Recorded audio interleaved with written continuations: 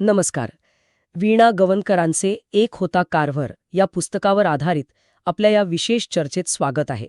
आज आपण George Washington Carver यांच्या आयुष्याच्या सुरुवातीच्या म्हणजे अत्यंत खडतर प्रवासावर एक सखोल चर्चा करणार आहोत. आपण अशा एका मुलाची गोष्ट पाहणार आहोत ज्याचा जन्म गुलामगिरीच्या अंधारात झाला, पण ज्याने ज्ञानाच्या प्रकाशाने केवळ स्वतःचं नाही तर संपूर्ण जगाचं भविष्य उजळून टाकलं. पण या चर्चेला सुरुवात करण्याआधी आपण थोडं त्या काळात जाऊया की नाही, हो, ते खूप महत्वाचं आहे. कारण ती पार्श्वभूमी समजल्याशिवाय कार्व्हर यांचं मोठेपण आपल्याला पूर्णपणे कळणार नाही. अगदी. आपण बोलतोय 19व्या शतकातल्या अमेरिकेबद्दल, विशेषतः दक्षिणेकडची राज्य. हो, जिथे गुलामगिरीची प्रथा म्हणजे एक क्रूर वास्तव होतं. आज आपण गुलाम हा शब्द ऐकतो, पण त्याची ती भीषणता ती आपल्याला कितपत जाणवते. खरंय. म्हणजे विचार करा की माणसाला माणूस म्हणून काहीच किंमत नाही, तो फक्त एक वस्तू आहे. जी विकली किंवा विकत घेतली जाऊ शकते. त्याचं कुटुंब, त्याचं नाव, त्याची स्वप्न. कशावरच त्याचा हक्क नाही. सगळं काही त्याच्या मालकाच्या मर्जीवर अवलंबून. अगदी बरोबर. आणि ही फक्त शारीरिक गुलामगिरी नव्हती, नाही, ती एक मानसिक गुलामगिरी होती. म्हणजे तुमची ओळखच पुसून टाकण्याचा तो एक पद्धतशीर प्रयत्न होता. पुस्तकात जे उदाहरण दिलंय ते खूप बोलकं आहे. हो, कार्व्हर जॉर्ज. हो, त्याचं सुरुवातीचं नाव जॉर्ज नव्हतं, तर कार्व्हरचा जॉर्ज होतं. ह्या एका नावातच सगळं काही दडलेलं आहे, नाही का? तुमचं स्वतःचं आडनाव नाही, तुमची ओळख नाही. तुम्ही फक्त तुमच्या मालकाच्या नावाने ओळखले जाता. जशी एखादी वस्तू असते, रामाचं टेबल, तसं कार्व्हरचा जॉर्ज. तुमचं स्वतंत्र अस्तित्वच नाकारणारी ही पद्धत होती. आणि ह्याच काळ्याकुट्ट परिस्थितीत मिसुरी प्रांतात जवळपास 1864 साली जॉर्जचा जन्म होतो. त्याचं जन्माचं वर्षही निश्चित नाहीये, कारण गुलामांच्या जन्माची नोंद ठेवणं ते महत्वाचं मानलंच नव्हतं. तर आजच्या या चर्चेत आपण याच प्रवासावर लक्ष केंद्रित करणार आहोत. गुलाम म्हणून जन्माला आलेला एक मुलगा स्वतःच्या अस्तित्वाचा शोध कसा घेतो, त्याच्या बालपणीचे संघर्ष त्याला काय शिकून गेले, आणि शिक्षणासाठीचा त्याचा ध्यास तो इतका प्रबळ का होता.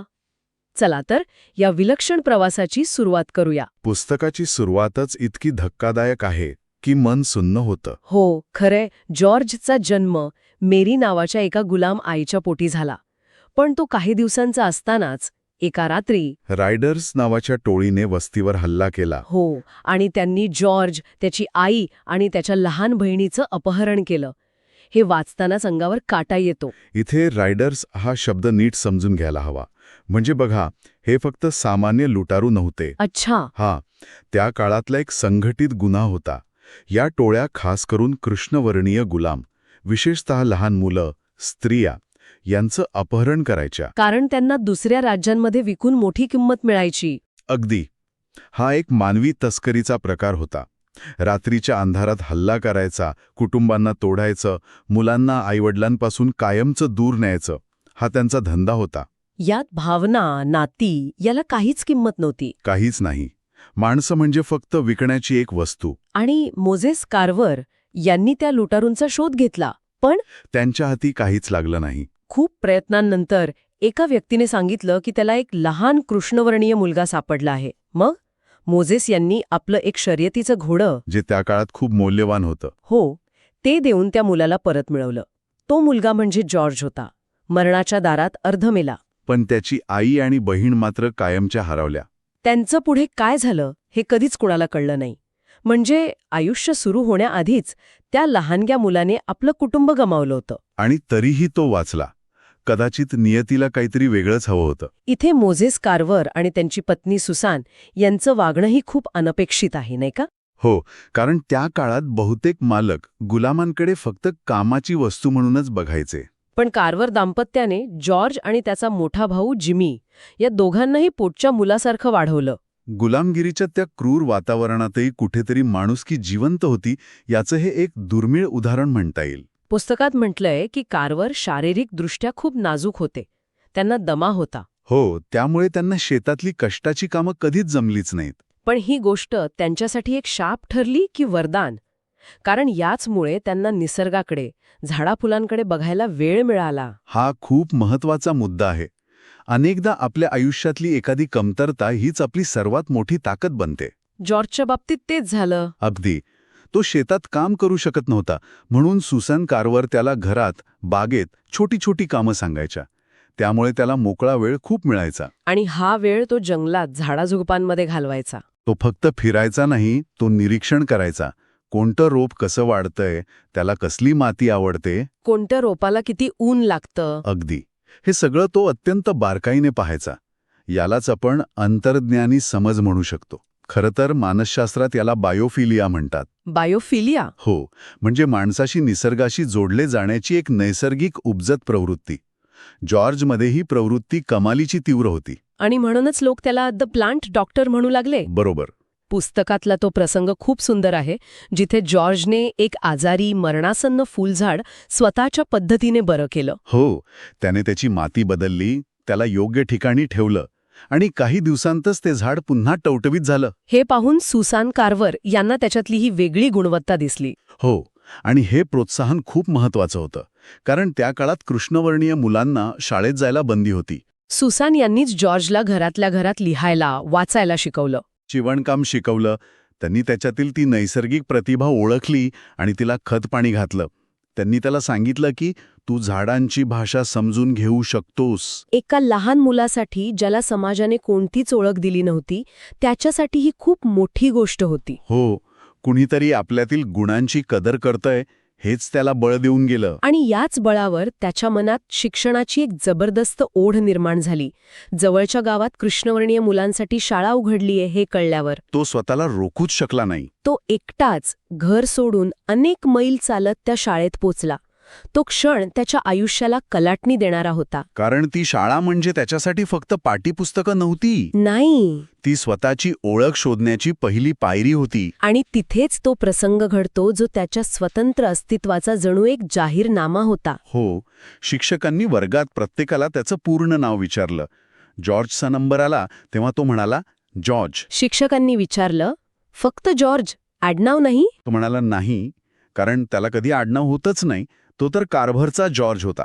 मग शिक्षक म्हणाले, बरं, मग आपण तुला जॉर्ज कार्वर म्हणूया. पण गावात तर या नावाचे दुसरेही जॉर्ज कार्वर आहेत. तू कोणता? तेव्हा त्या लहान मुलाने जे उत्तर दिलं ते खरंच अंगावर काटा आणणार आहे. हो, तो ताठ उभा राहिला आणि म्हणाला, George Carver sir, George Carver, George Carver himself. म्हणजे मी जॉर्ज कार्वर, स्वतः जॉर्ज कार्वर. काय ताकद असेल त्या वाक्यात. त्या एका क्षणात त्याने गुलामगिरीची ओळख, कार्व्हरचा जॉर्ज ही ओळख झुगारून दिली. आणि स्वतःच्या स्वतंत्र अस्तित्वाचा जाहीरनामाच दिला. हा क्षण म्हणजे केवळ नाव सांगणं नाही. नाही, ते एका लहान मुलाने त्या संपूर्ण सामाजिक रचनेविरुद्ध केलेलं एक वैचारिक बंड होतं. त्याने सांगितलं, मी कुणाची मालमत्ता नाही. मी कुणाच्या नावाने ओळखला जाणार नाही. माझी स्वतःची एक ओळख आहे आणि ती म्हणजे मी स्वतः. या एका वाक्यातून त्याने स्वतःला एका व्यक्तीच्या रूपात स्थापित केलं. मालमत्ता ते व्यक्ती, हा त्याचा पहिला आणि सर्वात महत्वाचा प्रवास त्या एका वाक्यातून सुरू झाला. पण हा प्रवास अजिबात सोपा नव्हता. अजिबात नाही.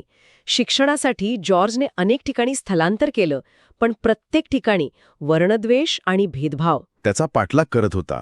अनेकदा फक्त त्वचेच्या रंगामुळे त्याला शाळा कॉलेजांमधून प्रवेश नाकारला गेला. एका कॉलेजमध्ये तर त्याला प्रवेशाचं पत्र आलं, पण जेव्हा तो तिथे प्रत्यक्ष पोचला आणि अधिकाऱ्यांनी पाहिलं की तो कृष्णवर्णीय आहे, तेव्हा त्याला सांगण्यात आलं, आमच्या कॉलेजमध्ये तुमच्यासारख्या लोकांना प्रवेश दिला जात नाही. विचार करा, किती वेदनादायी असेल हे. तुमच्याकडे गुणवत्ता आहे, शिकण्याची तळमळ आहे, पण केवळ तुमचा रंग आडवा येतोय. इथेच जॉर्जचं वेगळेपण आणि त्याचं महानपण दिसतं. अशा प्रत्येक नकारानंतर सामान्य माणूस खचून गेला असता. त्याच्या मनात समाजाबद्दल कटुता निर्माण झाली असती. पण जॉर्जने कधीच कुणाला दोष दिला नाही.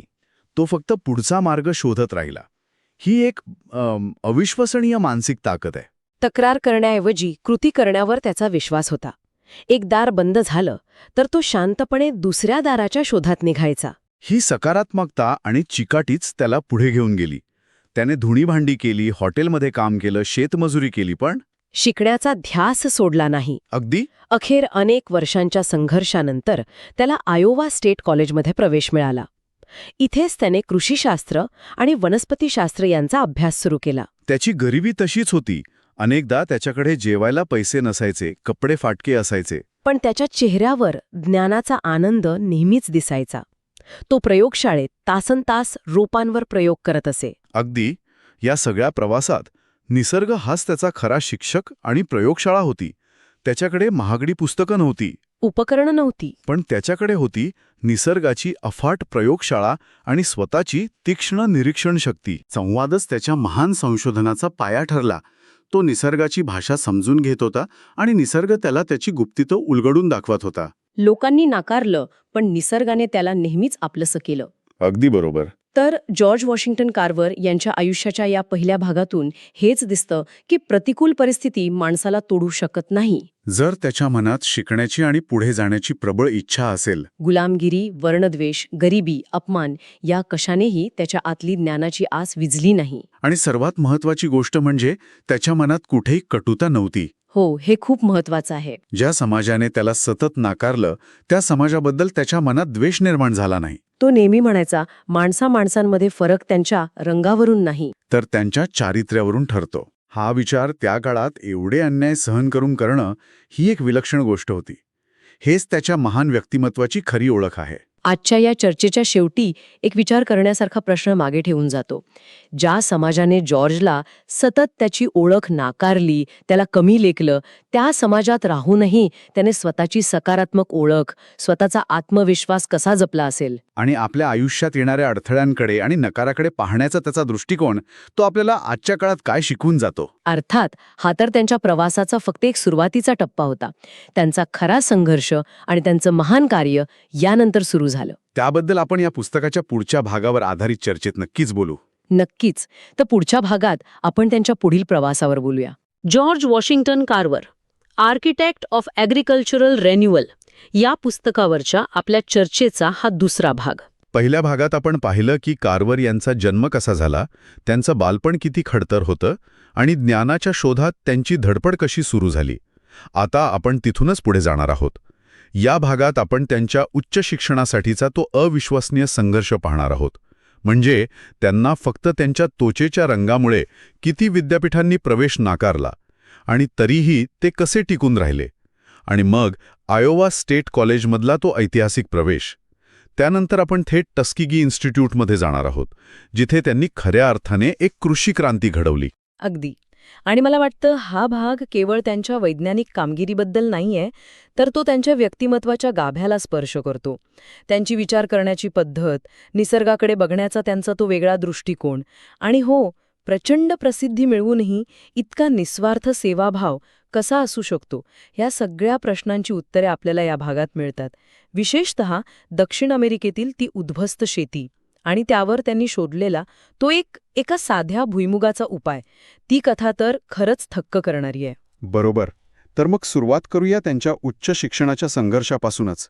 आपण पाहिलं होतं की ते ज्ञानासाठी किती आसुसलेले होते, पण कॉलेजचं दार त्यांच्यासाठी इतकं सहज उघड नव्हतं. अजिबात नाही. आणि हा संघर्ष फक्त मानसिक नव्हता, तो शारीरिक आणि आर्थिकही होता. ते मिनेसोटा, कॅन्सस, आयोवा अशा अनेक राज्यांमध्ये फिरले. विचार करा, एका तरुण मुलाला फक्त तो कृष्णवर्णीय आहे म्हणून कॉलेजच्या दारातून परत पाठवलं जातंय.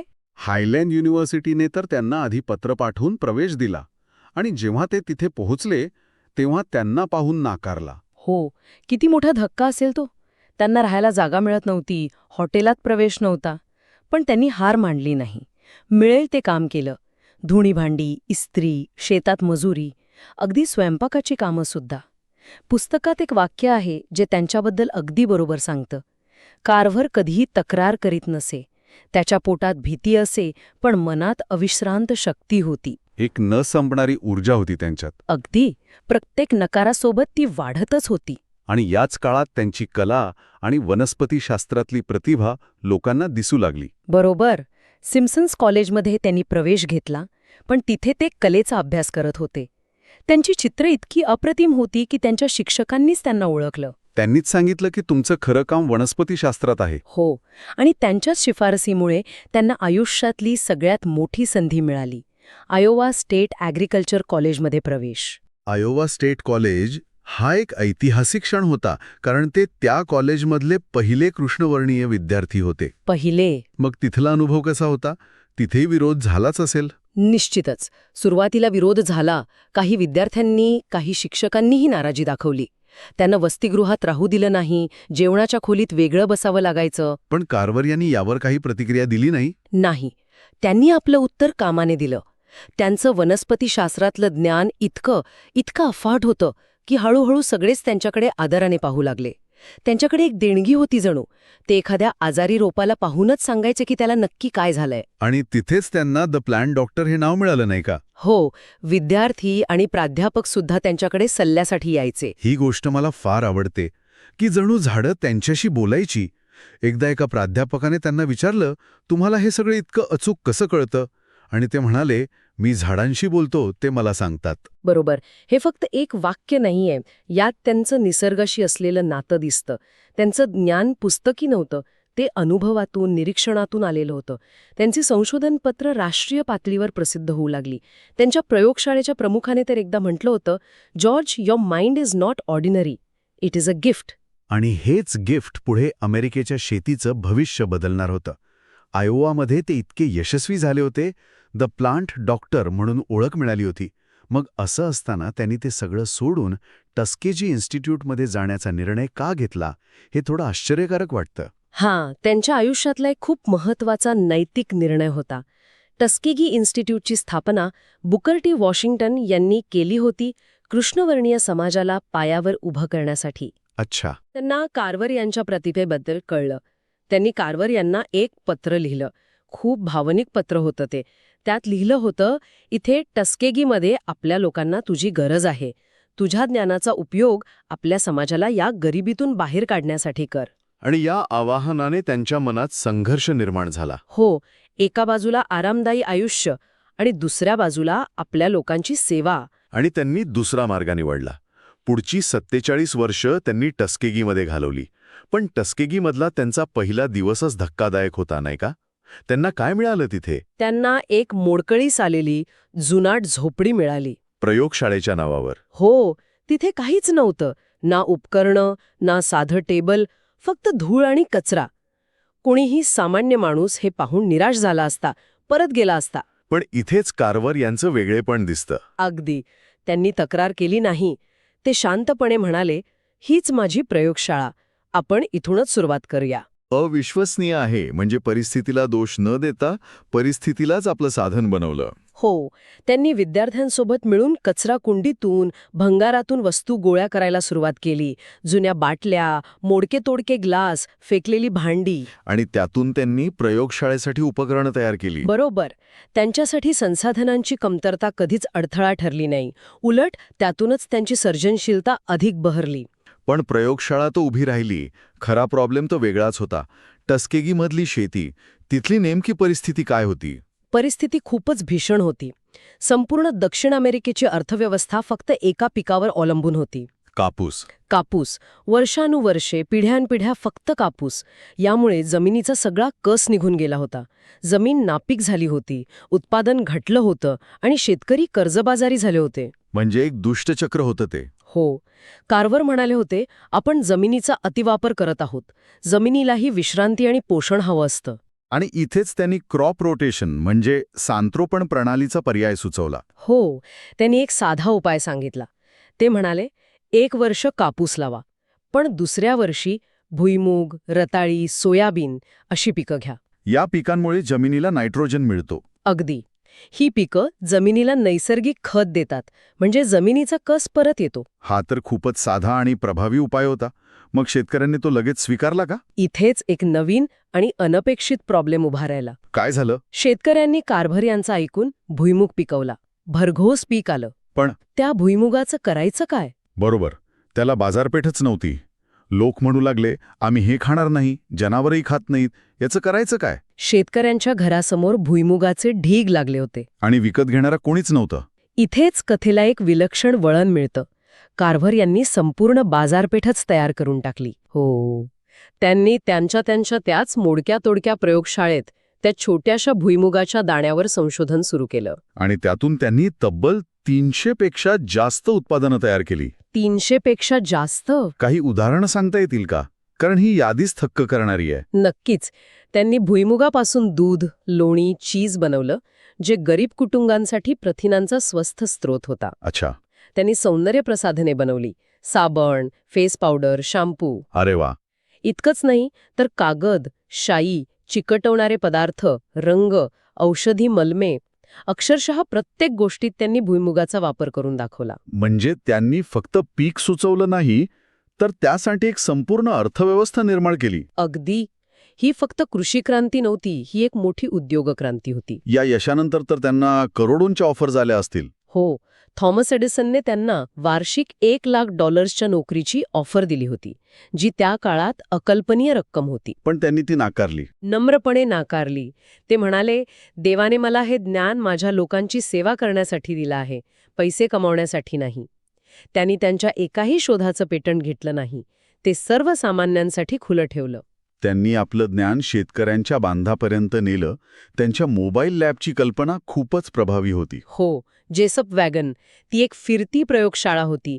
एका घोडागाडीवर त्यांनी सगळं साहित्य ठेवलं होतं आणि ते स्वतः गावोगावी जाऊन शेतकऱ्यांना भेटायचे. आणि त्यांना त्यांच्या भाषेत शिकवायचे. हो, माती परीक्षण कसं करायचं, नैसर्गिक खत कसं बनवायचं, सगळं प्रात्यक्षिक करून दाखवायचे. त्यामुळे शेतकरी त्यांना शेतकऱ्यांचा देवदूत मानू लागले. त्यांची कीर्ती मग अमेरिकन सरकारपर्यंत पोचली आणि त्यांना काँग्रेससमोर बोलावलं गेलं. हो, तो प्रसंगही खूप नाट्यमय होता. त्यांना सुरुवातीला फक्त 10 मिनिटांचा वेळ दिला होता. पण जेव्हा त्यांनी बोलायला सुरुवात केली, तेव्हा सगळे मंत्रमुग्ध झाले. त्यांचा वेळ कधीच संपला होता, पण सभागृहाने त्यांना थांबवलं नाही. ते जवळपास 2 तास बोलत होते. आणि शेवटी एका सिनेटरनी त्यांना विचारलं, मिस्टर कार्वर, तुम्ही हे सगळं कसं शिकलात? हो, त्यावर कार्व्हर यांचं उत्तर होतं, फ्रॉम एन ओल्ड बुक, एका जुन्या पुस्तकातून. सिनेटरने विचारलं, कोणतं पुस्तक? तेव्हा कार्व्हर म्हणाले, द बायबल. आणि पुढे म्हणाले, गॉड टॉट मी. देवाने मला शिकवले. या एका वाक्याने संपूर्ण सभागृह स्तब्ध झालं. अमेरिकेच्या काँग्रेससमोर, देशातल्या सर्वात शक्तिशाली लोकांसमोर एक कृष्णवर्णीय शास्त्रज्ञ उभा आहे आणि तो आपले यशाचं श्रेय थेट निसर्गाला आणि देवाच्या निर्मितीला देतोय. यासाठी खूप धैर्य आणि आत्मविश्वास लागतो. खरंच, या उत्तरात त्यांचं संपूर्ण तत्वज्ञान आहे. प्रचंड ज्ञान, पण तितकीच नम्रता. त्यांचा विद्यार्थ्यांवरही प्रचंड प्रभाव होता. ते फक्त शिक्षक नव्हते, तर मार्गदर्शक होते. ते विद्यार्थ्यांना म्हणायचे, प्रत्येक फूल, प्रत्येक पान तुम्हाला काहीतरी सांगत असतं, फक्त ऐकायला शिका. त्यांचं जीवनही खूप साधं होतं. स्वतः शिवलेला थोडा फाटका कोट घालायचे. एका विद्यार्थ्याने त्यांना विचारल्यावर ते म्हणाले, साधेपणा मला शक्ती देतो. मी सेवेसाठी काम करतो, प्रसिद्धीसाठी नाही. हो, simplicity gives me strength. I work for service not fame. पुस्तकात त्यांच्या रात्रीच्या शांत प्रयोगशाळेचं एक सुंदर वर्णन आहे, जिथे ते म्हणायचे, रात्री मला वनस्पतींचा आवाज अधिक स्पष्ट ऐकू येतो. तर या दुसऱ्या भागात आपण पाहिलं की जॉर्ज वॉशिंग्टन कार्व्हर यांनी केवळ वैज्ञानिक शोध लावले नाहीत, तर त्यांनी अमेरिकेच्या दक्षिणेकडील संपूर्ण कृषी अर्थव्यवस्थाच बदलून टाकली. त्यांचा प्रवास हा फक्त बुद्धिमत्तेचा नाहीये, तो निस्वार्थ सेवेचा, निसर्गावरच्या प्रेमाचा आणि अढळ श्रद्धेचा आहे. या सगळ्या चर्चेतून एक विचार मनात येतो, हात असतो, तिथे आपल्या आजूबाजूला अशा कोणत्या सामान्य गोष्टी आहेत ज्यांच्याकडे आपण दुर्लक्ष करतोय? पण खरं तर त्यांच्यात मोठी क्रांती घडवण्याची क्षमता दडलेली आहे. हा प्रश्न खरंच विचार करायला लावणार आहे. नक्कीच. या सखोल चर्चेसाठी धन्यवाद. आम्ही आशा करतो की बुकवाईज विथ विशालवरील आमचा हा प्रयत्न तुम्हाला आवडला असेल. आवडल्यास कृपया लाईक, शेअर आणि सबस्क्राईब करा. पुढच्या भागात आपण या पुस्तकाच्या शेवटच्या टप्प्याकडे वळणार आहोत. तोपर्यंत नमस्कार. नमस्कार आणि स्वागत आहे. जॉर्ज वॉशिंग्टन कार्व्हर यांच्या प्रेरणादायी जीवनावरच्या आपल्या चर्चेच्या या शेवटच्या आणि निर्णायक भागात आलो आहोत. हो, मागच्या 2 भागांमधून आपण त्यांच्या जन्मापासून ते टस्किगीमधल्या त्यांच्या क्रांतीपर्यंतचा प्रवास पाहिला. तो प्रवासच मुळी थक्क करणारा होता. अगदी, एका गुलामाच्या मुलाचा शेतकऱ्यांचा डॉक्टर बनण्यापर्यंतचा. बरोबर. आणि आपण पाहिलं की कसं त्यांनी कापसाने नापीक झालेल्या जमिनीला भुईमुग आणि सोयाबीन सारख्या पिकांमधून एक प्रकारे नवसंजीवनी दिली. आणि त्यांचं ते कॉलेज ऑन व्हील्स मॉडेल तर अप्रतिम होतं. हो, आजही तितकंच प्रभावी आहे. पण आजची चर्चा त्यांच्या शोधांच्या पलीकडची आहे की नाही? बरोबर. आज आपण त्या माणसामध्ये डोकावणार आहोत, जो प्रयोगशाळेच्या बाहेर एक तत्वज्ञ होता, एक निसर्गप्रेमी आणि खरं सांगायचं तर एक ऋषी होता. म्हणजे आज आपल्याला हे समजून घ्यायचंय की त्यांच्या यशामागे केवळ विज्ञान होतं की त्याहूनही मोठं खोल असं काहीतरी होतं. अगदी तोच मुद्दा आहे. आज आपण शास्त्रज्ञ कारवरच्या पलीकडे जाऊन माणूस म्हणून कारवर कसे होते, त्यांची विचार करण्याची पद्धत काय होती, हे खोलात जाऊन समजून घेणार आहोत. परफेक्ट. चला तर हा प्रवास पूर्ण करूया. नक्कीच.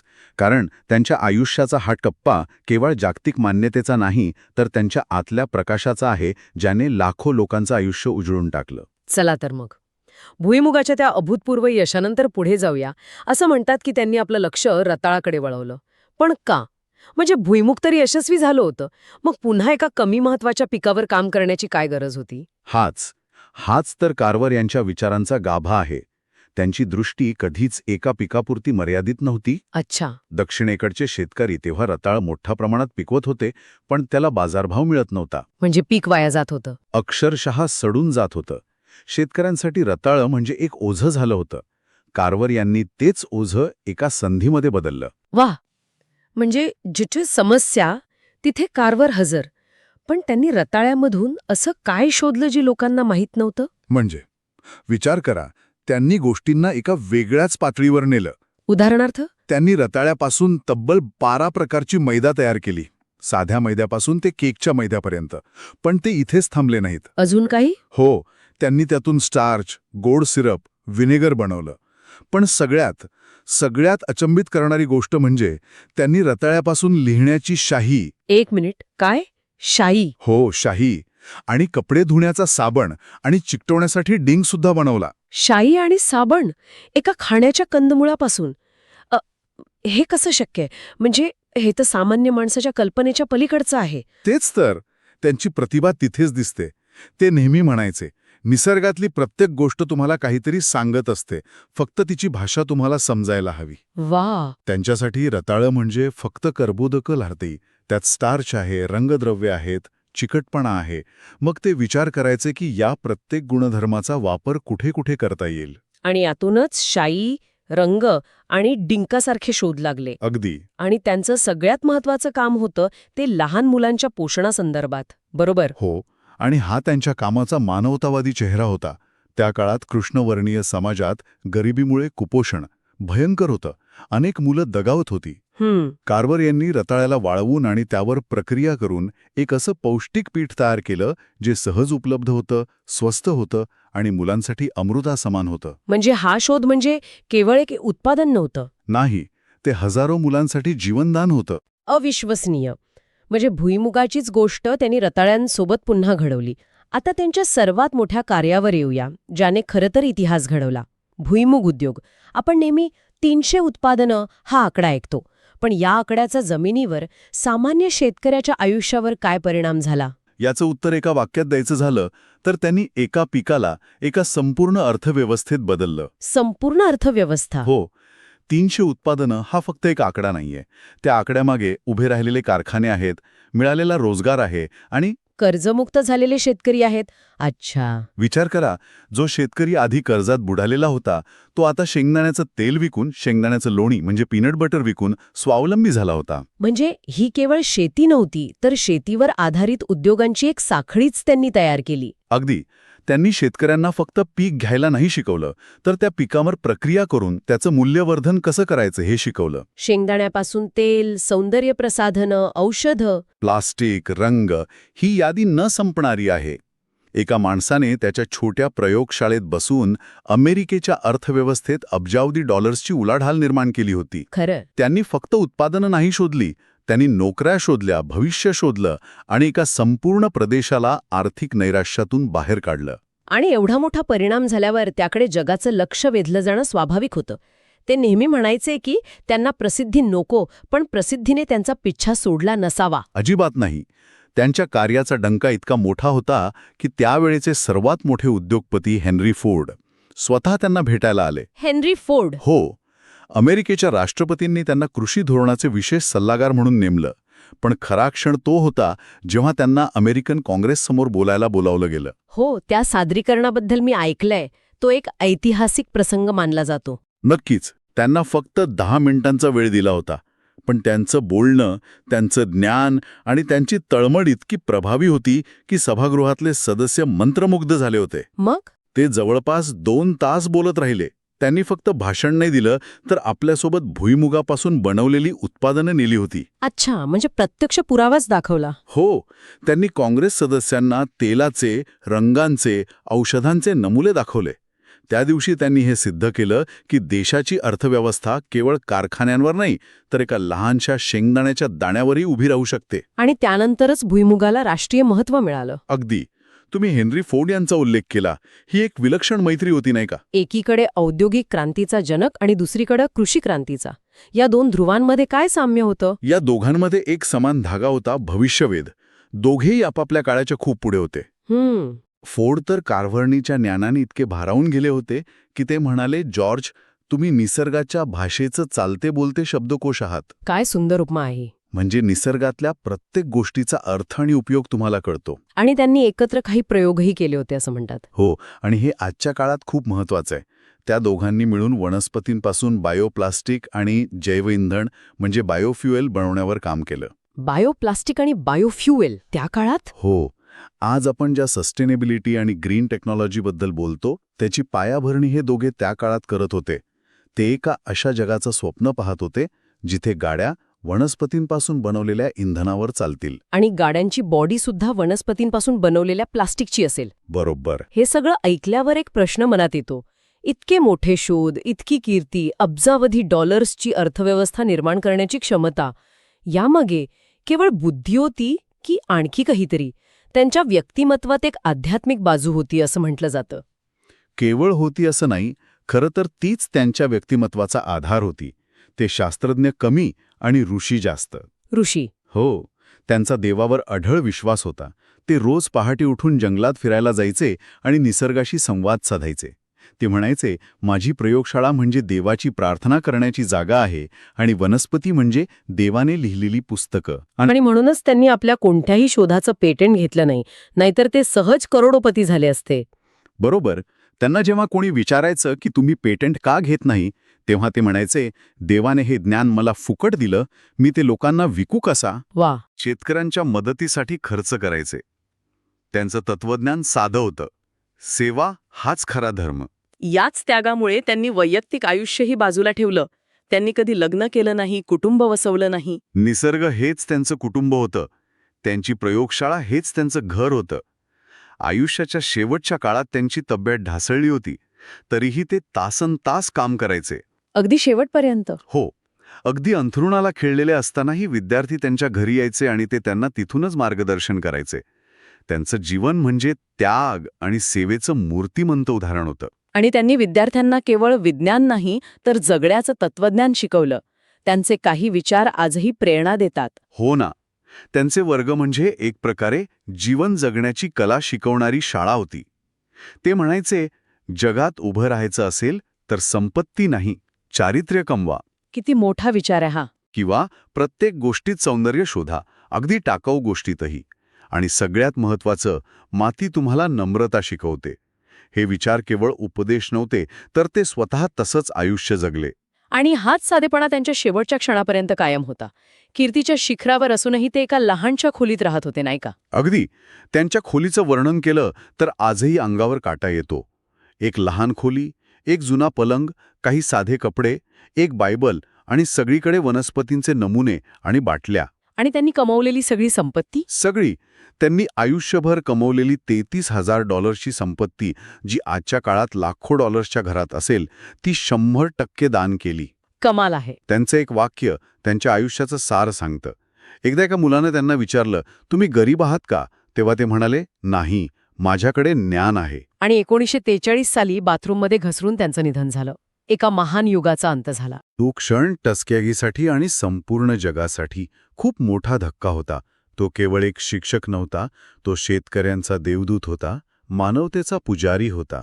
त्यांच्या विद्यार्थ्यांसाठी तर त्यांनी सर्वस्व गमावलं होतं. हो, आणि त्यांच्या आयुष्याप्रमाणेच त्यांचे अंत्यसंस्कारही अत्यंत साधेपणाने पार पडले.